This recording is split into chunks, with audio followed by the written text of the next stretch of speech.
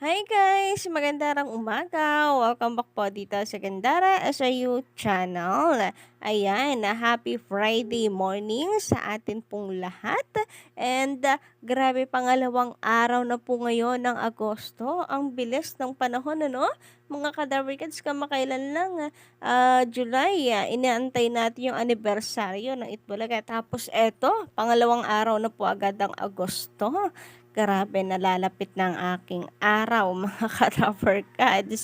So, send me good luck, ano, mga ka-legit Americans, and maraming salamat agad in advance. Anyway, andito na naman nga po ako, nagbabalik, ang nag-iisa ninyong nagmamagandang ka-legit Americans na si Gandara upang magatid ng latest update and fresh happenings patungkol sa TVJ. Basta mga balita na may kinalaman sa Itbulaga, sagot na po natin yan. Gano'n na din po ang ilang chismis patungkol sa loob at labas ng showbiz. Kaya naman guys, kung di pa po kayo nakaka-subscribe, i-click mo na yung subscribe button. Huwag na kayong mag-atubili pa at pakidamay ng notification bell para maging updated ka po at ma-notify every time na may bago tayong reaction na videos patungkol sa mga nangyayari, kaganapan sa loob at labas ng showbiz. Mga nasasagap nating balita, mapait bulagaman or showbiz update. Anyway, bago po tayo dumako sa pinakasentro ng ating balita para po sa gabing ito na may kinalaman sa kalaban ng Itbulaga na tila makakasuhan mga kadarikans base sa chismis nating nasakalap sa social media. Ay nais ko po sana muna na i-flex sa inyo ito pong napakagandang edit sa atin pong mga legit Darwicans. Ayan, makikita po ninyo dito ang gaganda po ng edit sa mga host ng Itbulaga, kasama na rin po ang TVJ. Grabe, nais ko po itong i-appreciate dahil sa inyo pong suporta at tanda ng pagmamahal sa Itbulaga. Nag-effort pa po talaga siya and bagay na bagay naman. So, ilan lamang po ito mga kadarikans ha? So, mula nga po ito kay Big Dad na Facebook page. Ayan, paki-follow po ng kanyang page guys kasi sobra akong natutuwa sa kanya. At so, ito po yung ilan sa sample. Ang legit Darwicans as Justice League and Itbulaga Girls as 80s Diva. Ayan, na bagay po sa kanila. Tinan nyo naman po ang edit kay Maine Mendoza as 80s Diva. Kay Miles Ocampo, grabe na mga ako bagay na bagay kay Miles yung gantong style. And kay Karen, grabe, gumanda po siya lalo. At dito naman kay Raisa Madison, lakas maka-Amerikana ampeg. And then kay Atasha Mulak, walang kaduda-duda na napakaganda. Ang mga singing queens meron din as X-Men naman, mga kadarikans. Ayan, bagay po kay singing queen Eunice na aking favorite sa singing queens. And si singing queen Chin, napakaganda as X-Men. Si singing queen Anna, grabe, napaka-cute. And itong si singing queen KZ na wala nang dapat patunayan pa, talaga pong napakaganda, and singing queen Sam. Ayan, bagay po sila as mga X-Men. TVJ baka naman may maibigay po kayong project sa singing queens like this. Grabe, napakaganda, bagay po sa kanila maging X-Men. Or kahit mga diwata roles, baka naman may pa-movie itong Itbulaga. Samantala, dumako naman po tayo ngayon dito sa ratings ng mga TV programs na kung saan ang Itbulaga ay missing in action na naman. Mga ka-legitary cats, ewan ba bakit kanila pong tinatanggal ang Itbulaga kahit ang taas naman po ng ratings natin. Okay nga lang po sana kung isang beses lang po nangyari as error, pero hindi pa ulit-ulit ka-Darby Cats Kagaya po dito, noong July 25, wala na naman po sa ratings ang Itbulaga. Pero, dito naman sa Lionheart, ang update po sa ratings ng Itbulaga ay 4.2% noong July 25.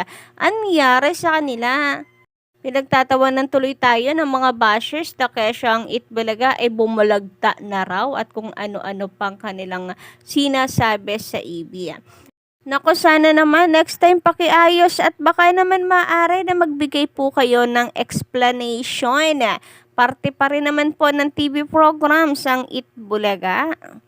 Buhay na buhay at stronger po ang Itbulaga. Kaya wag naman kayong ganyan. Nagmumukha po kayo tuloy na betrayed yan. Anyway, dumako naman tayo dito sa post ni Daryl Yap na grabe naman yung kanyang chika na ispluka. Sabi niya dito, grabe yung balitang may nang rape na GMA executive sa artista mismo nila. Dito ako believe sa ABS-CBN, sa kanila walang nagre-reklamo. Grabe nga naman yung chika naman na yun. Nakakagulantang, nakakabigla, nakakasuka. Yung balitang ito, bakit kailangang umabot sa ganito pong punto? Hayok na hayok. Uhaw na uhaw lang ang peg. So, bakit kailangan po umabot sa ganito?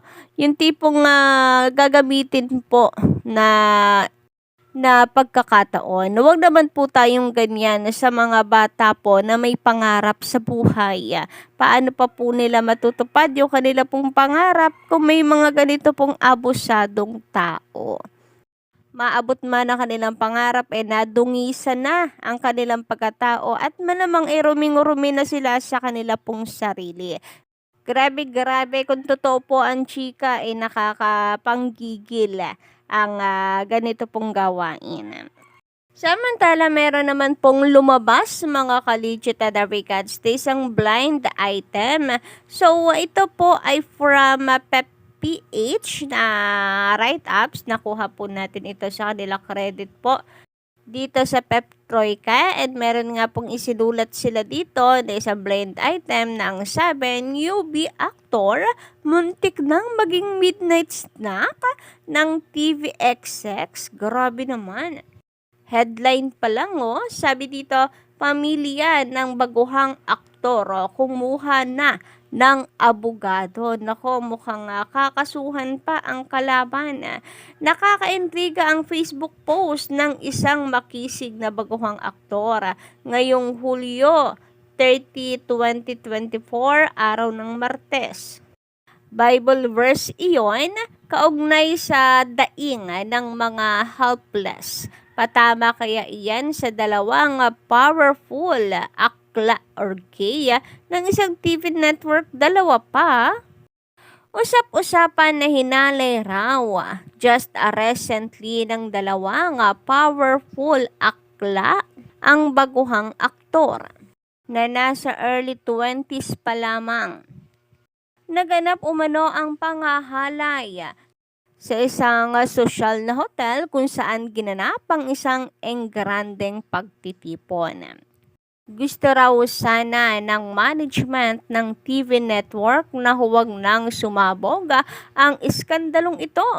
Ayon sa source ng Pep Troika, kumuha na ng abogado ang ama ng baguhang aktor na midnight snack daw sana ng dalawang powerful akla.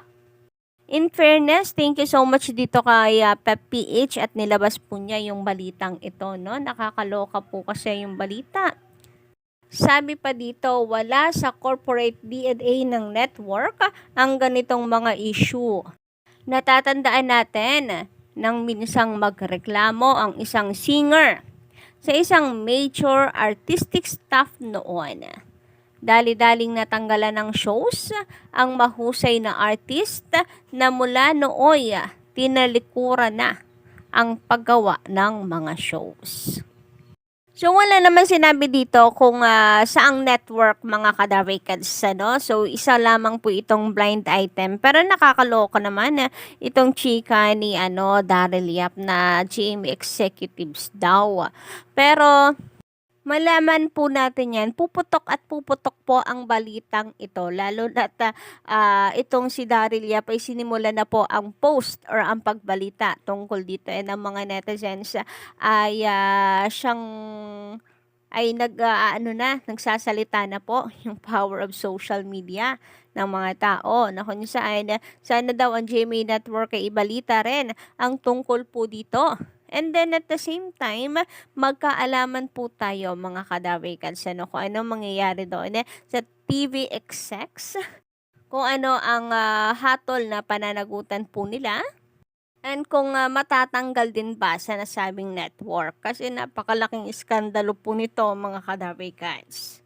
So yun lang po muna ang ating update sa umagang ito. Don't forget to click the subscribe button and the notification bell for more updates.